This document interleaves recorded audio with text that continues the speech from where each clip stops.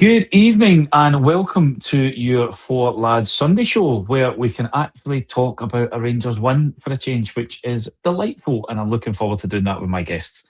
But before I do, I need to give a quick mention to all of the sponsors that we have here at Four Lads.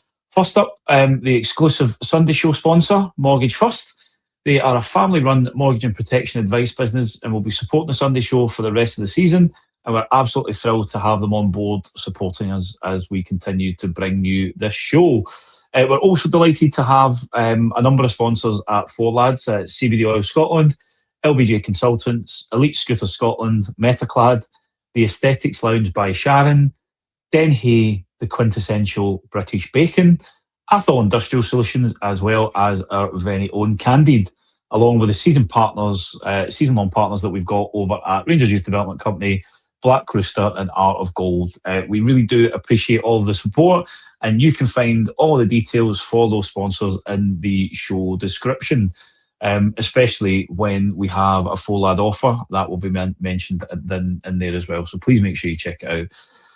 First person joining me tonight is William, a friend of the show. How are you doing, sir? Are you okay? I'm doing fantastic, Rob. Thank you, mate. It's good to finally have that first win under our belts, and we get to talk about it. So I'm glad that I'm joined by yourself and Sheryl, and we can talk about all the lovely things Rangers today. Aye, absolutely. It certainly makes a difference. And a woman that needs no introduction, she is, of course, the Queen of Four Lads and Rangers podcasting. Cheryl, how are you? I'm good, thank you. I should be sitting before you a broken woman because I'm back to work proper tomorrow after 7 weeks off. But this has fair cheered me up. It's been a great afternoon. It's been wonderful. So nice to come on. Crisis, what crisis? It's all good. Yes, absolutely. Just don't read the comments because has already said that we were rotten in there. It's nice. It's nice to see that not everybody is as happy as us this evening. But I guess obviously first up we'll talk about the St Mirren game. We'll look ahead to what lies in the next round, with a pivotal week in the season where we've got a couple of old firms. Have a wee look at probably what else we need to add, I think, before the transfer window slams shut, as they would say, and then have a little bit of look ahead to Thursday. But starting today, it was another selection that I don't think anybody would have guessed.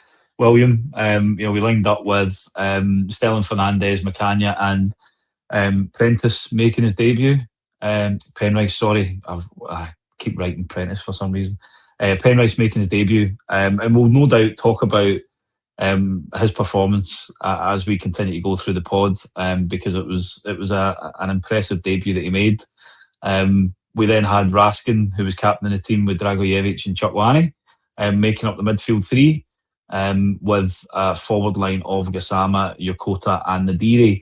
Now, I think this is probably one of the things that we've been asking for, William, is that a lot of people have been looking for us to go to that three in the middle, to get a little bit more control over games. And we can obviously argue about the personnel in the middle, and whether they are the right individuals or not. But it was good to see a bit of a change in shape today, from the manager, and maybe a little bit of a recognition that what he was trying to do maybe just wasn't fitting the players available for his disposal. Sorry. Yeah, again, I was very happy when I saw that. We all said in the chat, I think we kind of said, oh, is it going to be a 4-3-3? Again, I think I asked kind of like, 'cause maybe we were going to play Chikawane number 10 because he is very versatile. But again, it clearly showed that the 4-3-3 was back. And again, I think it worked very well. As you said, it's a formation that the Rangers fan base are very familiar with. It was a formation, obviously, that brought us success as well, and we think with the players that we have, it will suit the team. Guys came out, controlled the game for the first 15-20 minutes. Again, got the early goals. But for me personally, I don't think maybe Nadiri was a little bit out there.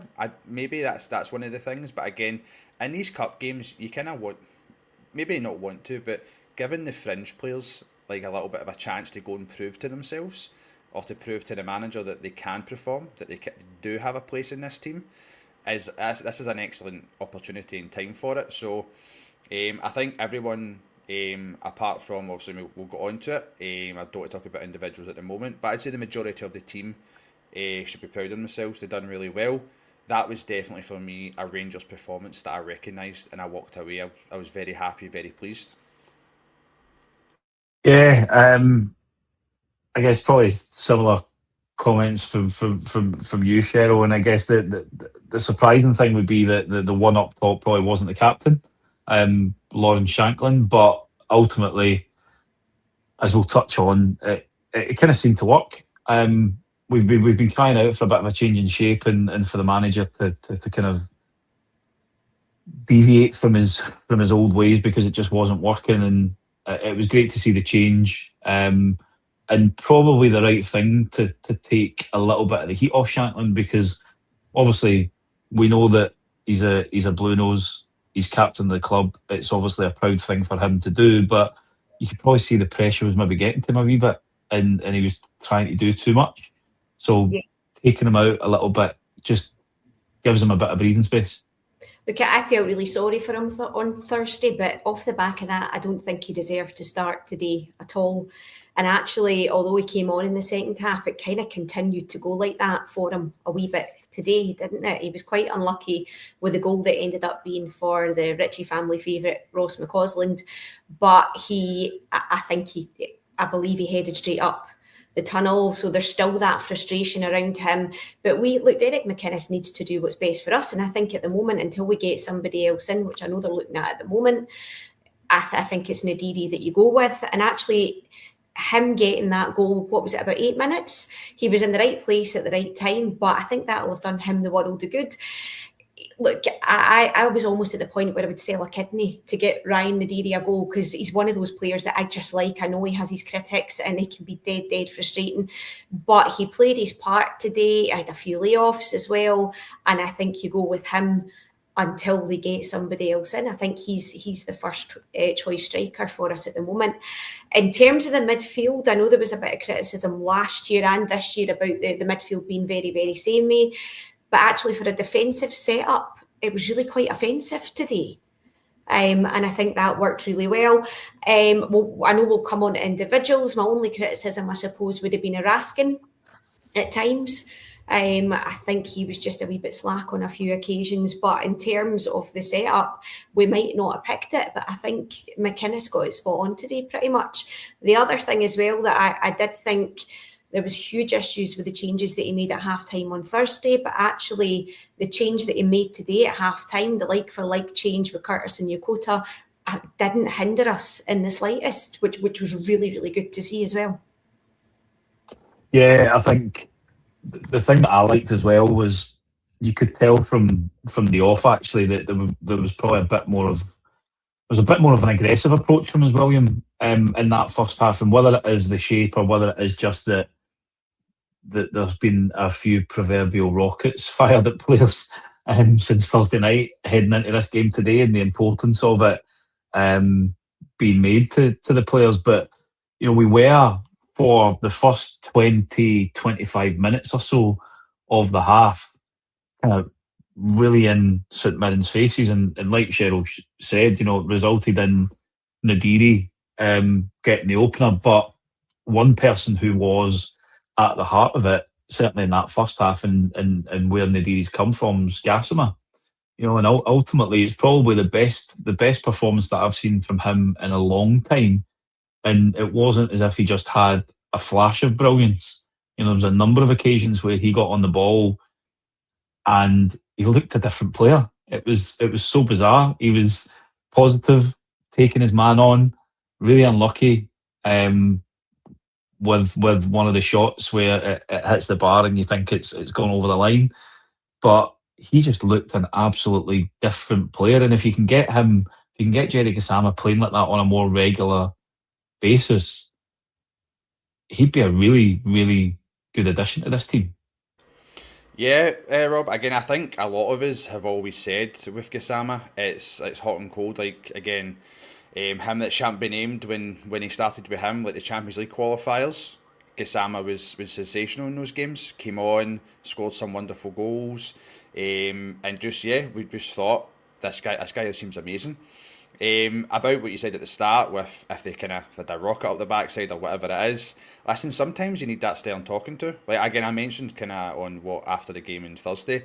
Sometimes you just need to, again, not obviously grab somebody, but you just need to tell them like, listen, mate, that was rubbish. Like we know you're better. Like go and do better. Like we've seen you before. We've seen you do it in training. So what's stopping you from doing it now, kind of thing.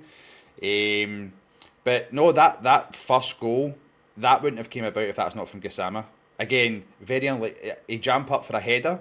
I'll be honest. I don't know if I'm the only person here. I did not expect him to jump up for that second ball. I just kind of expected typical winger behaviour. Like, oh, I'll maybe like sit back and kind of see if it comes to me. But he got up, and then that's what allowed Nadiri to score the goal. I think personally, mate, I'm going to be honest. I think it's better for our wingers if we don't have a number 10. Because the wingers that we have are these modern inverted wingers. My older brother will hate that because he absolutely hates that term. But they like to cut in, use their left foot. And Yokota as well, he showed today he can get to the byline and he can use his right foot. And when you have players like Penrice behind you, do you know what I mean, with Gassama, like that's a double hit. You're then having to worry about your left back. I know it's only one game. I've made a rule to myself now that no matter how good a player is, I'm not getting hyped on them because I just feel like no matter what happens, just something always happens and they just go back to being like not mediocre but just okay. But yeah, I think not having that number 10, controlling the midfield, like Raskin was our number 6. Chukwueze, who is very versatile. He could be that box to box midfielder. I felt Dragovic again. What I think he was a little bit quiet. I think see at the start. I think he was maybe quiet, but then he started to get himself into the game. And that second goal, wow, that was absolutely wonderful. It kind of put me on the same goal. Remember the one Pedro Mendes scored outside the box, kind of in for the corner and just rattled it. That for me was absolutely fantastic, and it allowed those two midfielders to push up gradually. And then when we had the game in Europe, we didn't have that massive gap where they could just play through. Okay, there was the one mistake, but that was at the back. That was in front of our centre-backs. So that's not the only reason they could kind of cut us open like that. But we controlled the midfield a lot more. And yeah, I was just very happy with the formation and with how the guys played. I definitely feel, this isn't a personal dig at Asgard, but I definitely feel not having Asgard or a number 10 there really, really helped us. And yeah, I think, I don't know, I'd maybe like to see, this might be a bit out there, maybe see Majowski as a striker as well up there, if we're not going to start Shankland. It's interesting to note as well, when Shankland did come on, him and Raskin didn't change the armband. So that was something I noticed as well. It was very, very interesting. Yeah, it is an interesting point because somebody mentioned it in the comments as well, and I'd noticed it at the game. But I guess it's been a theme that we've spoken about, and that the manager and the team have spoken about, where we've got a number of leaders, and I think Shankland even said it himself that while he does have the armband, you know, he's expecting a number of those players to step up into that position. I guess we can talk about the midfield three in the context of the one real bit of quality in that first half, which was the strike from Dragojevic, Sheryl. He was really unlucky. I think was it the game against in Poland that he had a couple of strikes like that when he came on the pitch. So we know that he obviously likes a bit of a dig, but it was great to see a player just take a touch and have a dig and stick it in the top corner for a change instead of maybe out into Rose Ed. First time we've really seen him in that position, but there's definitely something there, and you can see why we've gone for him. Quite athletic. I thought he's got a decent range of passing, albeit there was a little bit of a mix up between him and Raskin for the St Mirren goal, but overall, really, really good performance from the boy. Do you know what's crazy? Is he not only 20 years old? Something like that. Yeah. Looking at him today, He was dead involved. I know what William means by he was quite quiet at first, but he was actually talking. Him and Raskin were talking constantly, aside from the moment where they made a massive arse of it for the St Mirren goal. But he was over at Nadiri a few times as well, and he was over at Nadiri with an arm round them as they went off at half time. Something I thought was better, I think, was it Thursday, Raskin had a couple of shots from outside the box, and you just wanted them to stop. They were murder. They were never ever going in. But there was a few good shots outside the box today. That was a big change as well. I thought we were far better at shooting from outside the box. But I think Dragicevic looked brilliant. I think we've only seen him in wee flashes up till today, but he has looked quite promising. But I actually really, really liked, far more than I thought I would, the setup of the three midfielders today. I thought it worked really, really well, other than when Raskin had a couple of lax moments, but then he got better into the second half as well. For me, I've seen it in the comments as well, and I agree 100%.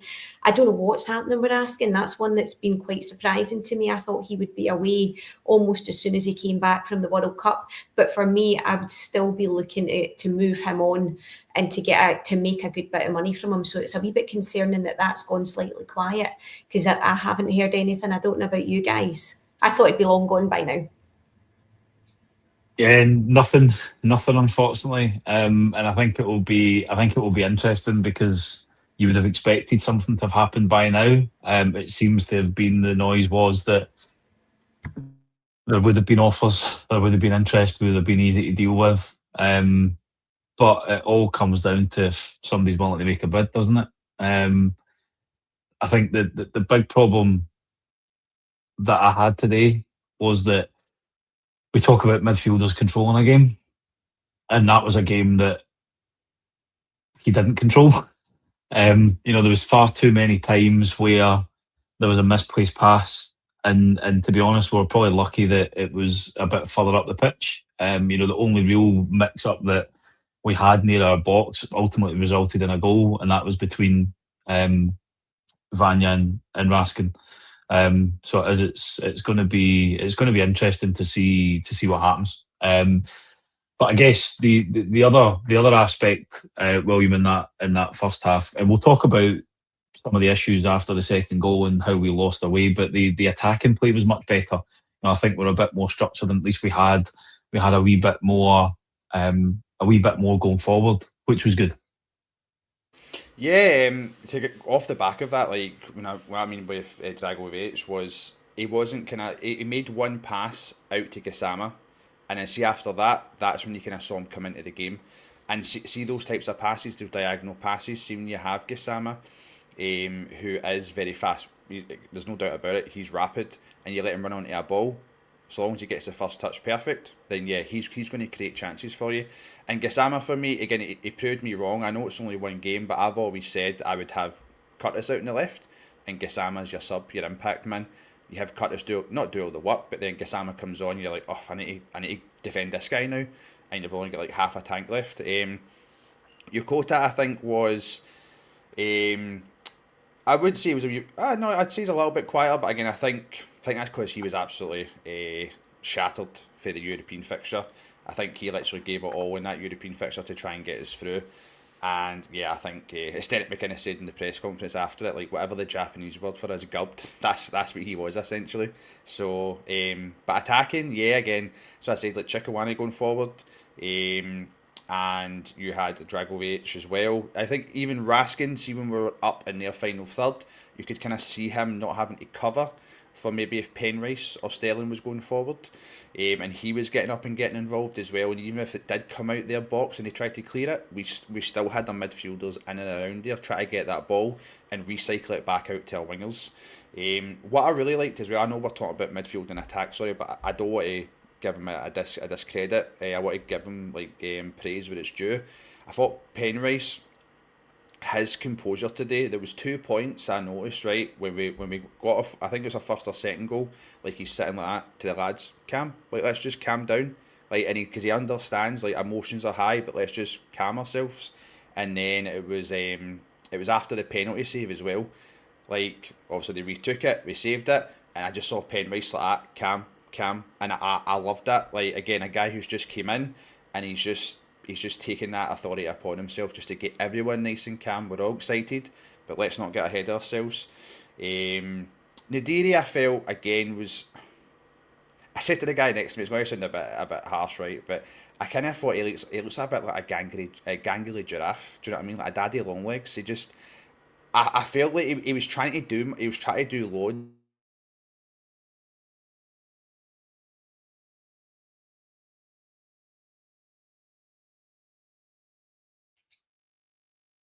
We lost you, William. Will we ever know what he was trying to do? I have no idea. I was just mesmerised by the gangly giraffe comparison. You know, that's up there with Amrit's description of fellow Asgard as an Alsatian. But we'll carry on with him. We'll carry on and wait for him to rejoin us, Cheryl. But while first half was great, I think when we did lose that goal, like the manager said in his post-match presser, we lost our way. And I think one of the problems that we had today was that we always looked as if we had a mistake in us, especially when Fernandes had the ball. I think it's been a common theme across some of these games so far, where he just looks as if he's still on holiday. I think he looks as if he hasn't started this season at all, and it's really, really difficult to see that, because the majority of last season he was a really good defender. I think he went a bit downhill in the split, but he's nowhere near the player that we need at this moment at all. No. See, for me, Rob, I feel he's almost playing with like a kind of misplaced arrogance. He's playing in a way that he thinks he's actually far better than he is. I don't know if he assumed, and I think maybe if he did, fair enough, because I think some of us did as well, that he would be away. There would be a kind of big money bid for him and Raskin and Chermiti, and there was a good chance that he wouldn't be here. But for me, when Godfrey's back, it's him and McCania that start at the back. I think Fernandes, if we could rest him, we can't at the moment because of Godfrey's injury. But for me, I would be resting him as soon as we possibly can, because I think he's playing just with that sort of misplaced arrogance that he's a far better player than he is. And he did something, I think I had it in my notes from actually watching, was it in the first few minutes, he was kind of, for want of a better term, fanning about with the ball at the back, and it ended up going out for a corner, and you could see people were actually going over him, giving a wee pat on the back, but that came from him, not even a mistake he was forced into. He had plenty of time on the ball, kind of dicked about with it, and then ended up putting us under a lot of pressure. So if you could rest him, I know we can't at the moment, but to me it just looks like he's completely disinterested at the moment. And I remember as well, we highlighted him the kind of maybe January, February time last season, as he was one of the guys that was actually stepping up as a leader. I remember us kind of heralding him because he was shouting at people. He was giving people a wee bit of a hard time if they weren't pulling their weight. He's doing that now. He's got the ego, and he's absolutely not up to scratch at the moment. I'm seeing in the comments there that he's a bomb scare. That was a great description for him. Absolutely. It's, as you say, it's the time that he takes sometimes to actually just, as if there's a switch there that is disconnected from. He wants to think about passing the ball, and then like 5 seconds later the signal gets through to his foot to say, right, I need to pass the ball now. And by that time you've got opposition players that are closing you down and like you say, putting pressure on where he's got to knock it out for a corner and inviting pressure onto us. And it's really bizarre because, as you say, last year he was one of the people that you would see having a go at others and holding them to account for not playing it quick enough, maybe not playing it forward and taking too much time, where he's now one of the players that are putting us in under unnecessary pressure. And I think you could see a couple of times where McCann and Penrice were probably having a wee bit of a go at him as well, to kind of say, look, we've got to get quicker here. Welcome back, William. Hopefully we won't lose you again. I don't know if it was the gangly giraffe comment. I think you broke the internet. Sorry. Yeah, I think you need the. I think it was the internet that you broke with that comment in comparison for Nadiri. but we'll let you finish that off in a wee bit, mate, when we talk about him a wee bit more. We're just focusing on Fernandes in the defence, because while first half was great, you go into 2-1. There's still a wee bit of nervousness that we looked a little bit open at the back. So I think it'll be interesting if Godfrey is going to come back in, like Sheryl said. You're probably going to see a Godfrey and McCann partnership, and McCann looks like he's a decent player. Again, fairly strong. Won the majority of his duels in the air today. Decent passing range, but we've got to probably give Fernandes just a wee bit of time out. Probably like we did Shankland today, just to take the heat and the pressure off them, and hopefully let them regain and refine some form.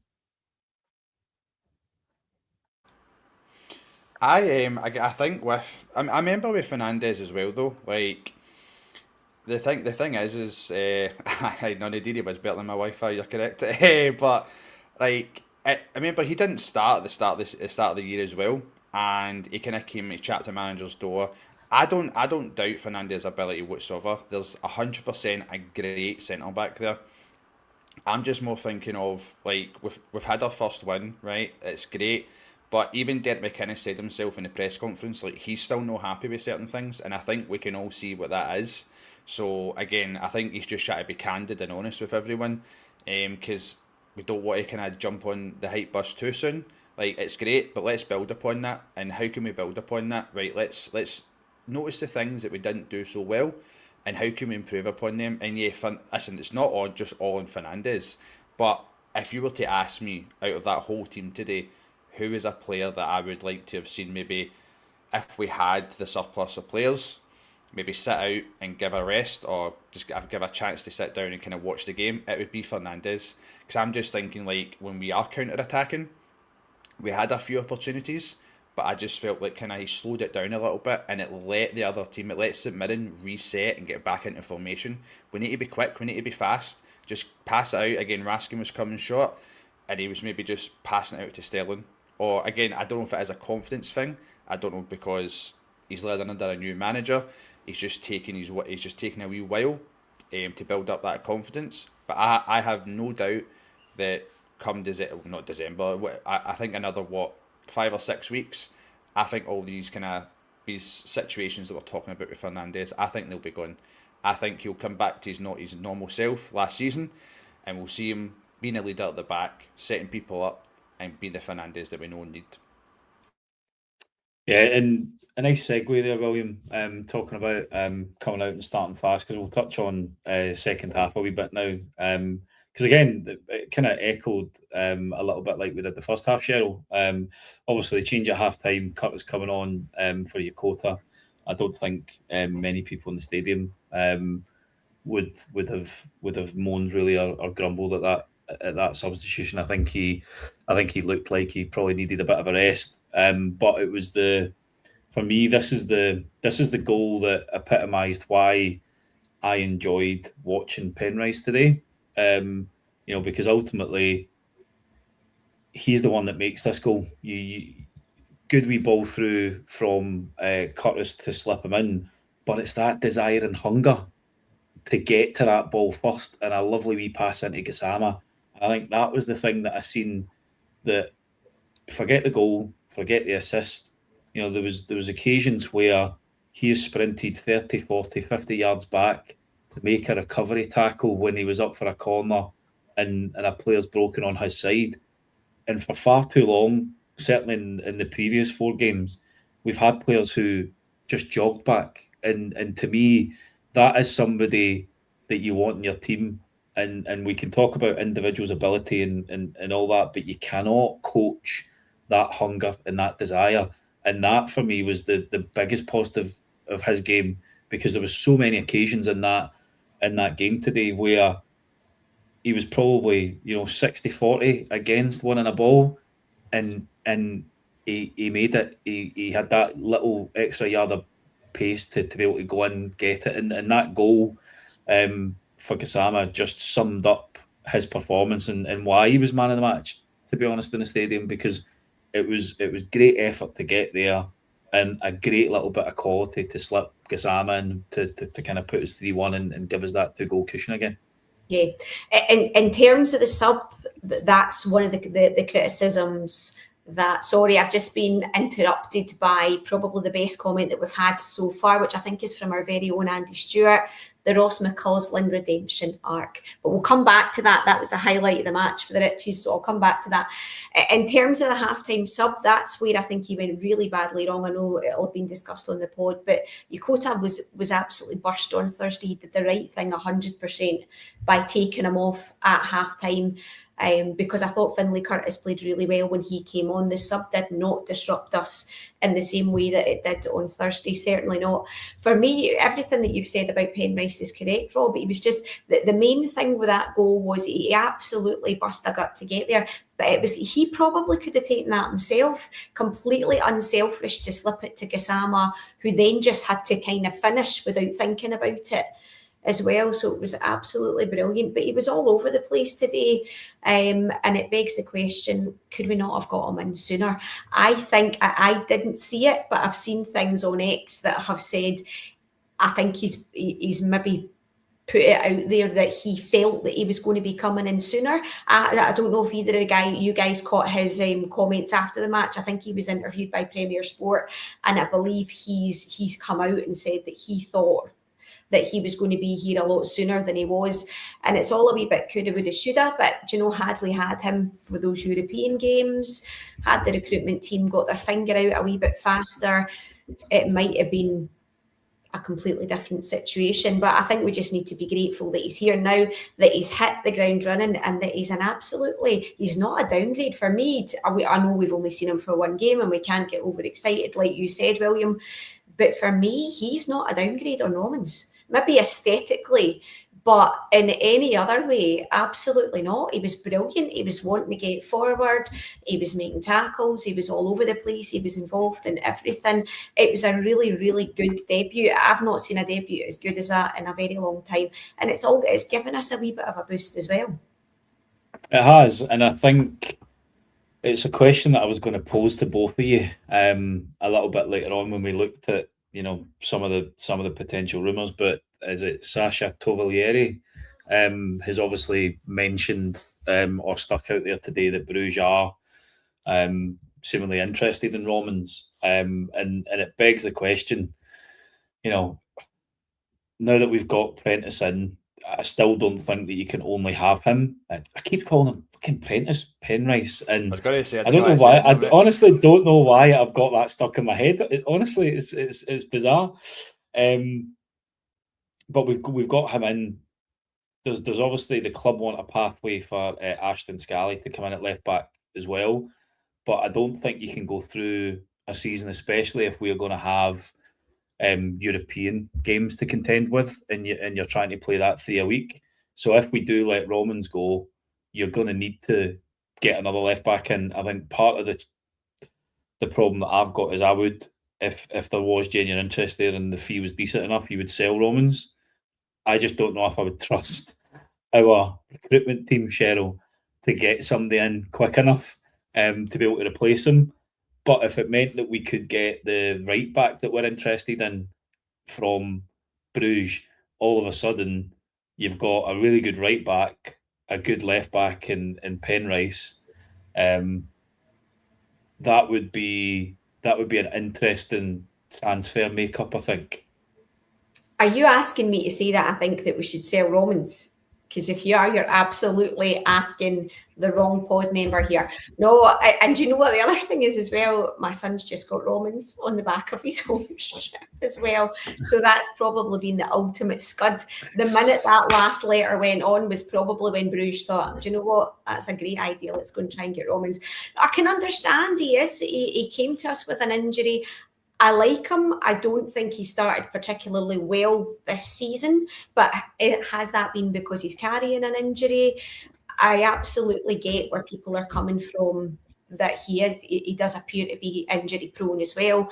Now that we've got Prentice or Penrice or whatever else we're going to call him, there is that we thought of, well, we actually, if it does allow us to get somebody else, if it allows us to get a right back in, Would it be the worst thing in the world for me? Absolutely, but I can understand why it might end up being something that we go down the route of doing. I can understand the reasoning behind it. And William, would you stick a twist on to Romans, given that he seems at this moment in time to be the left back version of Sterling, where continually picking up injuries at the moment, and whether that is an indictment on him because he's not used to playing 3 games a week, etc. You know, is that a good opportunity should a bid come through from Bruges? The only way I would say we sell Romans if we have another left back in the building. I get Scally's there. I'm not sure if he's still injured or not. I don't know if any of you can say if he's returned yet or whatever. But no, I wouldn't be risking letting Romans go. I think both Penrice and Romans will excel each other. I think they'll make each other better. And in a league where if we have 2 physical left backs that are willing to go up and down the left side, especially if you've got Gassama or if you're playing Curtis or whoever else we bring out in that left wing, I think that's only a positive. Listen, unless it's some ridiculous money, right, then yeah, we have to seriously consider it. But no, I would be keeping Romans because then we're just back to square one. We're back to 1 left back, and what happens, God forbid, if Penrice gets up? We're then going to be saying, "Oh, why did we sell him? What's McInnes and what's everyone doing?" So I would just keep him at the moment, unless again, I've seen a few chatters saying about was a left back from Motherwell, other left backs. Unless we have a left back in mind where Penrice is going to be the starter, we're already in talks to bring somebody else in. Then yeah, we can look at selling Romans and possibly getting the right back, but it's too risky at the moment, mate. We can't be in a situation where we're bringing in one and then letting one go and we're just back to square one, because knowing our luck, Penrice will get hurt and then we're literally having to put McCrory back out in the left, or Sterling. I don't know if anyone noticed. I wanted to say, like, Penrice today, I don't know if anyone sits in the gov in front, because that's where I was sitting, and he interacted with the fans quite funny because he felt his thigh. And then you heard all the fans like, "Oh no, he's hurt," and he just turned around to the fans. He was like, "I got yous." So he was like, I thought it was absolutely hilarious. I don't know if anyone else saw that, but so again, I think that's good as well. Like, he's kind of, I know he should be focusing on the game, but interacting with the fans, all that type of stuff. So I would keep both of them. Short answer long, or long answer short. Sorry, both of them need to stay unless we have someone in and we get a good bid for Romans that we can't refuse. Of course, Sheryl, our world-class recruitment team would obviously be really good at succession planning and be able to have a list of players for each position that they would have sounded out and be able to move on really quickly. Should we have an offer or something like that to come in? I say that completely and utterly tongue-in-cheek because I think, as we'll touch on, hell probably freezes over quicker than a recruitment team moves sometimes. And I think on your point, Sheryl, I think not only did Penrice mention that after the game today, he also mentioned it a little bit, I think, in his interview when the club released it as well, talking about a long 2 or 3 weeks. So yeah, I think it's definitely a theme of this summer that time is not a friend to our recruitment team, unfortunately. But we'll talk about the other positive from a Penrice point of view today as well, which was his goal. And while it was great to see him on the score sheet, regardless of how many times VAR did try to cut off one of our goals today, interestingly, it was actually a really, really good team move. I thought this goal, there was some really slick 1-2 passing in there, but it was Chutwani that I think had a really good part to the in the build up. He was pretty important in that, and I think it's just on a more general point. I've always liked Chutwani as a midfielder, but I felt that he's probably hid's the wrong word, but he's probably not impacted games the way that we really wanted to. And first half was probably another example of that, but second half he definitely came into his own, and I think it's probably more to do with the encouragement that McInnes probably has given the team at half time after losing away. But he looked a bit of an interesting player that second half, driving forward a wee bit more into space, was trying to create things, used his physicality a little bit better. If you can get that on a more regular basis where he is starting to contribute with that sort of performance, then there's going to be an interesting dynamic in that midfield, because all of a sudden you've got maybe 4 or 5 players pushing for those 3 positions, which is great from a competition standpoint. Yeah, and there were certain members of our support today, Rob, that put out quite a derogatory tweet about Chukwani and how I believe he was a waste of a shirt. It really was. It was absolutely awful. I thought he did well. I thought he was quite quiet to start off with.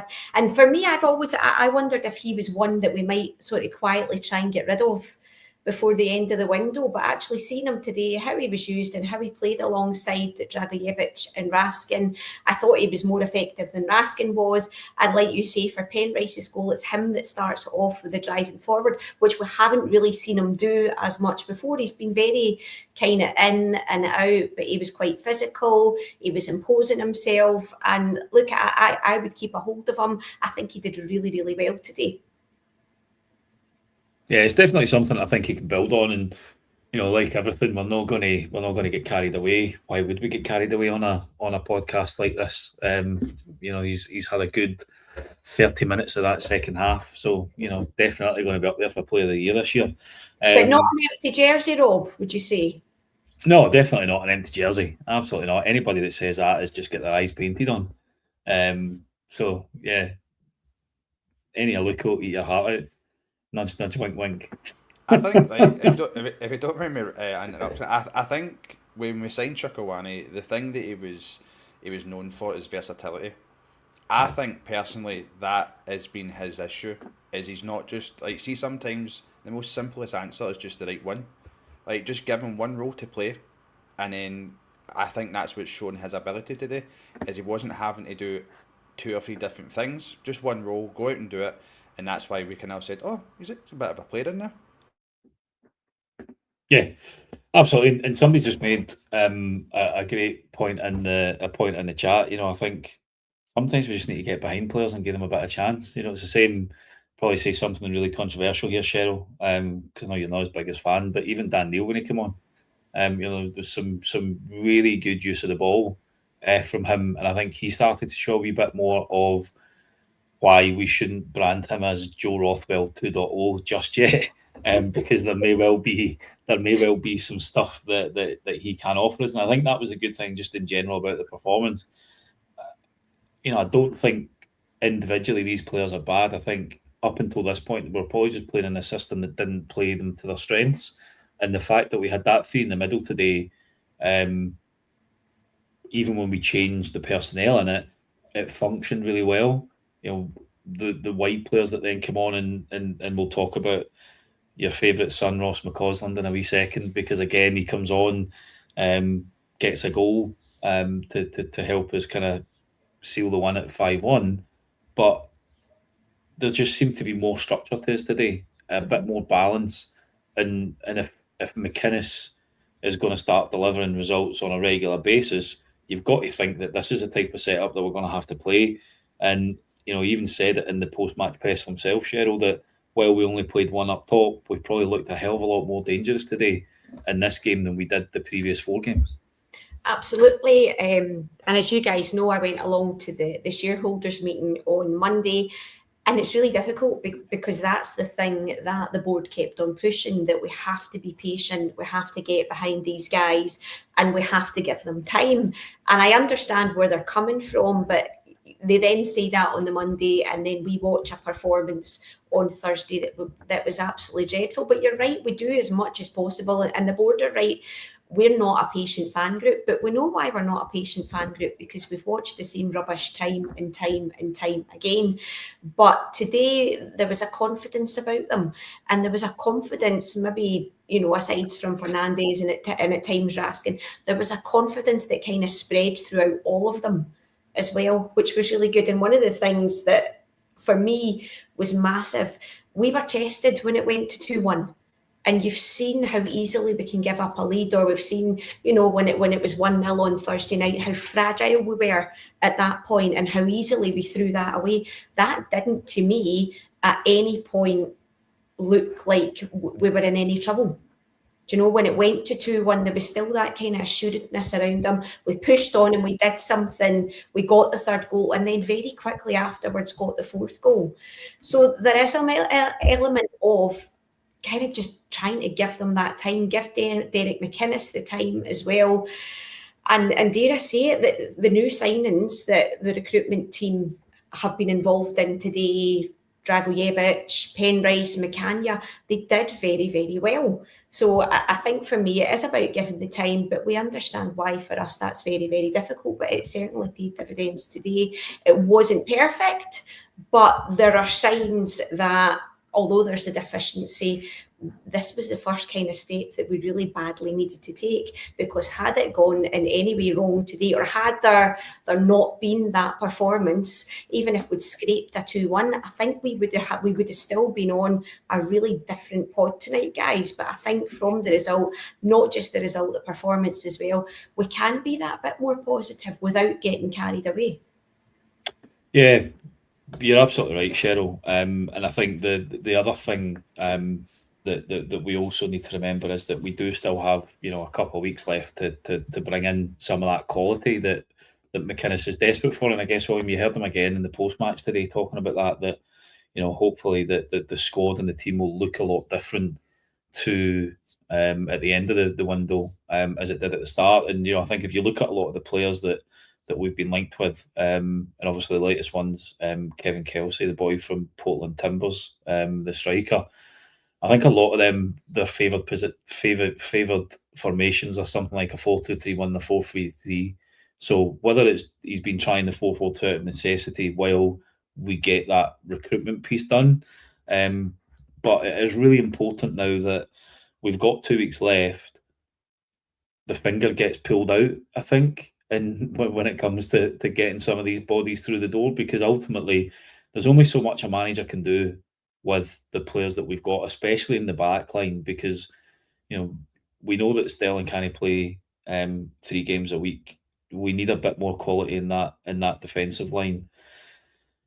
Where do you think we'll see much movement over the next week? We're going to need a striker. Probably still need a left winger. You know, defenders through the door. Is it unrealistic for us to be able to expect those kind of 3 to 5 signings coming in the next week and a half, like Mr. Kavanagh had kind of promised and indicated during the shareholder meeting that Sheryl had come through, based on what we've seen so far in the window and the time that it's taken to get the signings that we've got over the line already? I like how I got an easy one there, mate. Cheers, thanks for that. To be honest, right, I personally don't, and this might be a bit out there, I don't think we need an additional striker. Now, I mean, that might sound a bit crazy. I think what we need is to supply our strikers. So I think we've got Cust, we've got Gassama, we've got Yokota. I definitely feel we need another right winger. I think having 2 wingers on those sides are absolutely fine. I think with a 1-2 punch with Curtis in the left and Gassama in the left, Yokota and whoever else we bring in.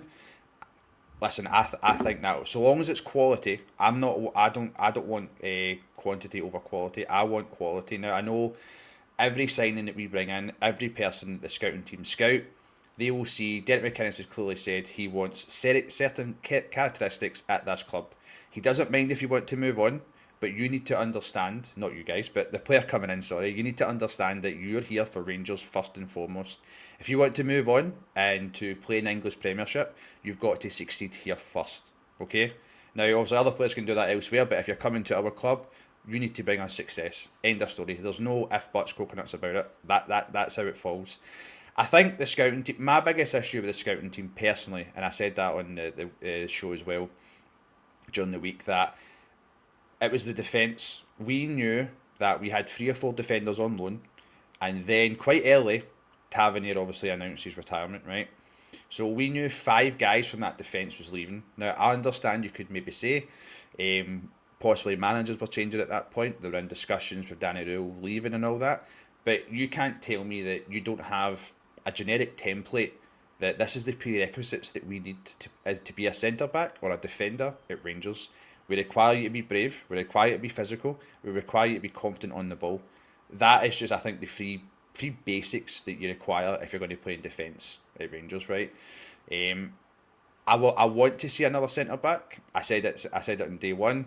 I don't think Godfrey is a centre-back for me that I'm going to pin my hopes on being a solid centre-back who's going to play all the games for us. He's not like a Goldson. I think it will be very hard to find another Goldson. I think we need to try and go out there, and we do need to spend money. There's no ways around it. We need to spend money on that centre-back position to bring in somebody experienced next to Manny, or if we're going to play McCann, somebody experienced as well. Because McCann, he's still young.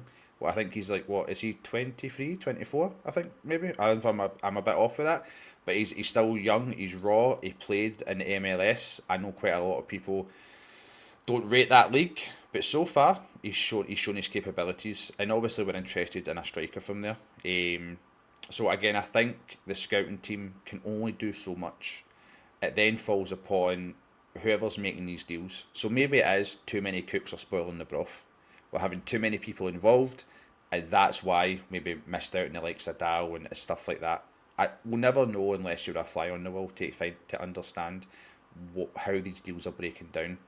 But I would say if the board are serious about backing McInnes and bringing success to this club, because Mr. Kavanagh said at the very start he wants to do this, he wants to do that, he wants to upgrade the stadium, but they understand first and foremost the first team men on that field, on the grass, have got to bring success. Because all of that will mean absolutely nothing. You're not going to get people who are going to come to Ibrox to do family days because the team aren't bringing success to the club. So he needs to back up McInnes, and he needs to give him quality players in those key positions. I think we'd see a few maybe leaving midfield. I think maybe Barron could feel hard done by. I think under Rule, before he had his knee injury, he was very instrumental to our success and the run we went on. So, but again, Lyle Cameron, I've not really heard much of him, what he's doing. And as I said, we need to be ruthless with this. If Derek McInnes and the board don't see a future for these players, we need to let them go. We need to get them off the wage bill so we can go in and bring in that experienced centre back where we can pay what, 2, 3, 4, 5 grand more to bring him in. So yeah, I would like, again, please don't, I don't know anything else, but I would like to see three or four more signings in the door by the next week or two, so then McInnes can start building that structure and spine for that team, because he's shown what we can do today in the right formation. I have no doubts he'll want to go and build on that, but he needs the quality to do so. I guess coming to you, Cheryl, where would you see the quality, or where would you want to see the money invested in if we are going to make kind of 3, 4, 5 signings before the end of the window? Do you agree with William that we don't need another striker? Are you comfortable with having Nadiri, Miovski and Shankland as our strike force? No, I think we need another striker. I think we need somebody that's a natural finisher. I think I can't see Miovski staying. I could be wrong, but I think if we get somebody else in, I think you'll see him go. Definitely. If we can't get anyone else, I know we were talking about it on the way home as well, Rob. You seem to know a wee bit about him, the guy from Portland Timbers. I know we're looking at him for, I believe it was up to 10 million. If we get him in, I can't see Miovski staying. I think he'll be away. And I think they're pushing pretty hard for this guy. So I would imagine, hopefully, again, it's our recruitment team, so you never know. But hopefully we get him in, and I would imagine that Miovski would be away. I think a right back as well. I think that we were promised, or not promised, I heard a lot of talk around Ross McCrory that he was coming back to us a completely different player. And we might yet see that, but I haven't seen much evidence of that at the moment. I think we're too light there in terms of Sterling as well. I thought he did all right. He had a few good tackles today, but he's just so unreliable. And if something happens to him, then you've only got McCrory there. And if we need cover elsewhere, we know that we can use McCrory over on the left. So it leaves us really, really short. I don't know. Do you know what? But prior to today, I would have said I want somebody else, just one more midfielder, like a real sort of ball winner, a controller. I I don't know. I think if you see Raskin go, I would like to look for a replacement for him as well. So I think maybe a right back, a left back, a central midfielder and a striker. There's your 4 for me anyway. Yeah, I think that is an absolutely fair comment. I would be the same. I think we really need to. Oh wait, now sorry, a centre back. I forgot. Could we maybe get a left-footed centre back as well? 5. There's your. You said 5. There's your 5. We said 5. Absolutely, there's your 5. Yeah. Definitely. I think a striker's definitely got to be on that list at the moment, just because while he scored today, it'll be interesting to see if Nadiri can go on a run and start to get a few more, because ultimately that's the one thing he's lacked since he joined Rangers, has been goals, unfortunately. He just hasn't scored enough. Miovski, given that we haven't seen much of him, I think you're right. I think there could be an exit on the cards there, because I don't know if McInnes fancies him here. Shankland doesn't look the same player. I think he's pretty short on confidence at the moment, which is a real shame just now. You're hoping that he gets a goal soon, just to settle him down a wee bit and kind of take the monkey off his back a wee bit. He's obviously got the penalty the other night to kind of score, but I think that chance he had where it hit the post today, you could see the frustration that he was gutted that it didn't hit the back of the net. And I think I've seen a lot of people saying that as captain he should be delighted that we still scored anyway. I know how frustrated I would be as a Rangers fan, as a captain, if the first 4 games that I'd played we hadn't won, and it's my job to stick the ball in the back of the net, and I'm not doing it. I would be really, really frustrated with that, and that frustration can come out at times. The boy Kelsey is a really interesting one, because, like everybody, probably hadn't really heard much of him. I didn't realise that I think he played for Shakhtar Donetsk as well before he went to the MLS, so he's had a bit of experience in European football. Scored in the Champions League, scored in the Europa League. But $10 million is a lot of candy to be spending on a striker that we've identified from the MLS, and you're always gonna have your Cifuentes comparisons there because of the league that it's coming from. The key thing is going to be how quickly this recruitment team can work their magic, because ultimately, as we've seen with the Penrice deal, if that is something that was agreed 2 or 3 weeks ago, and it's been delayed, we cannot afford to do that with the other transfers, because all that's doing is really hurting the team at the moment, and we can't go into the next few weeks without those reinforcements, because as was announced after the game today with the draw, we're going to have a big week in September, William, with a visit from that other mob across the city, coming to Ibrox on the 13th September for the quarter final, and then we go across to them on the 20th. 2 Old Firms in a week. Pivotal week in Derek McInnes' managerial career as a Rangers manager. Nice and easy start to the season for him. Yeah, I mean, what a week, what a great way to use that as an opportunity and set down a milestone, and to say this is what we want to achieve. I think it will be after today. It might be a bit crazy, but I think if the board do have anyone in mind and they're trying to get pushed over, this would be great momentum for them, because let's be honest, some of the fans are a little bit unhappy with Mr. Kavanagh and stuff like that, just because of certain comments that were made in the sense of who we're going to bring in when, and it's not happened yet. So, and losing out in certain players as well.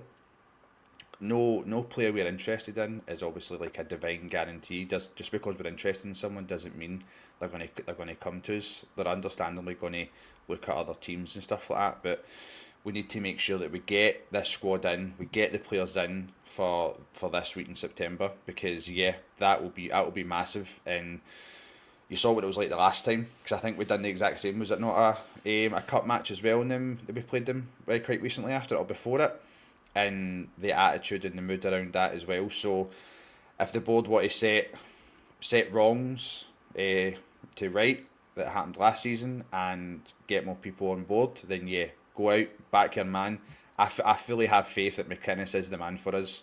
I think, understandably, we've went so long without continued success and we've been starved of it. And again, as I mentioned, I grew up with my older brothers mentioning the good old days and who they had. And the players they got to watch, and I'm just asking, when's it my turn? Like, come on, Rangers, please. McInnes is the man. Let's back him. Let's get behind him, and let's hope that the players that they bring in is going to bring us that success that we so desperately want. Absolutely. I guess what's your wee last thoughts on that pivotal week for the team and for McInnes when we've got those 2 Old Firm games back to back? My main thought is I've picked the wrong year to do Sober September. That's my plan. That's what's happening. No baby in September, so it's going to be even. Well, it might make it even better. I might not need it. I have a feeling that I might regret that decision massively. It's never too late to change your mind. I know, no, it is. I've made a deal with a couple of friends that we're going to go for it, and I also have a very big night out planned in a couple of weeks' time to see off August in style. So I think it'll need to be a Sober September. Look, we've not done well against them in a very long time in the cup. So here's now the time to get it right. And I seen Laura in the comments, which I thought was a brilliant point. We're getting them at us first, which I think is a huge thing. That was an excellent point. So I think that works massively in our favour. Well, I know in other pods they'll go into it, but it was brought up again on Monday, what's happening with the allocation. Obviously, the club, it was a Scottish Cup that there was all the hassle with, but the board were very, very firm on the fact that they do not want to give them anything more than what they usually get. And for me, absolutely. And listen, in an ideal world, not everybody would agree with it. I wouldn't have them back in. But that's just my personal opinion. I don't mind not having them in the stadium at all. In fact, I think I prefer it. My only worry is, has it come a wee bit too early for us? I know we're dead buoyed after what's happened today, the performance, but it's us. We're always fragile. We're still fragile at the back as well. We're dead. What worries me the most, I think, is how fragile we look on the counter. But there's still a wee bit time. There's still time in the window as well. Step in the right direction today. Bring it on. Yeah, I think the interesting thing is, I know there's going to be a lot of talk about allocations and stuff, but I think there was a post earlier on that there is no kind of minimum percentage of allocation in League Cup fixtures, so it really is on the board to decide just how many tickets will be allocated. I think the minimum or the only specific allocation that the post mentions is 50 club complimentary tickets, 10 in the director's box and 40 for the stand. So it'll definitely be interesting to see what happens there, and then what happens as we go to their place for that return fixture in the league. But I really do appreciate you all for joining us tonight for just over the hour. It was a really, really good chat, and nice to be able to talk about a Rangers win for a change, William. I really appreciate you coming on, mate. Thank you very much. Oh, thanks for having me. If I can be a wee bit, if I can brag here, that was my first time being back at Ibrox, so I'm totally putting it down to the fact that I was there. That's totally the reason. They knew I was watching, well, so. If you ever miss a game and we lose, then I think we will all collectively hunt you down. I probably shouldn't have said that, Sheryl, as always, a pleasure. Thank you very much. Thank you very much for joining, and nice to see the comments about the wallpaper still going strong in the chat. Absolutely, they've dialed down a wee bit. I mean, they're still quite insulting, but there's less of them as much as they're still insulting. No, thank you, and you mentioning that. Thank you to everybody in the comments, because we've got brilliant support, and it's the same people that come up every Sunday and get involved and give us their thoughts and give us their comments, and also interact with us online as well. So it's very much appreciated, and it's lovely to have a positive chat with you both. I've thoroughly enjoyed it. Thank you for having me. Absolutely, it is indeed. I need to say another massive thank you to our exclusive Sunday show sponsor, Mortgage First. Absolutely delighted that they have given the Sunday show their back in this season, and they are there for all your mortgage advice should you need it. Can't forget all the other sponsors that we've got at Four Lads: CBD Oil, LBJ Consultants, Elite Scooters Scotland, Metaclad, the Aesthetics Lounge by Sharon, Denhay Bacon, Athol Industrial Solutions, as well as our very own Candid, along with the season-long partners at Rangers Youth Development Company, Black Rooster and Art of Gold. Usual notes for afterwards. If you want to become a member, I get access to all the free shows that we've got, like your Mark Walters interviews with David Heard, etc. Details will be in the show notes. We will be back with a show every day next week, starting with a flagship tomorrow, where Kenny and Stevie will likely be joined by Amrit, I think. But keep an update on the socials. Keep an eye on there for updates with all the details of times and shows that we have coming up. Like Sheryl said, all that's left for me to do is to thank everybody that continues to tune in, to watch, to share, and to listen back to this show that we do on a Sunday. It's really, really never taken for granted the support that you give us, and we enjoy sharing it with you. Have a good evening, and see you next week.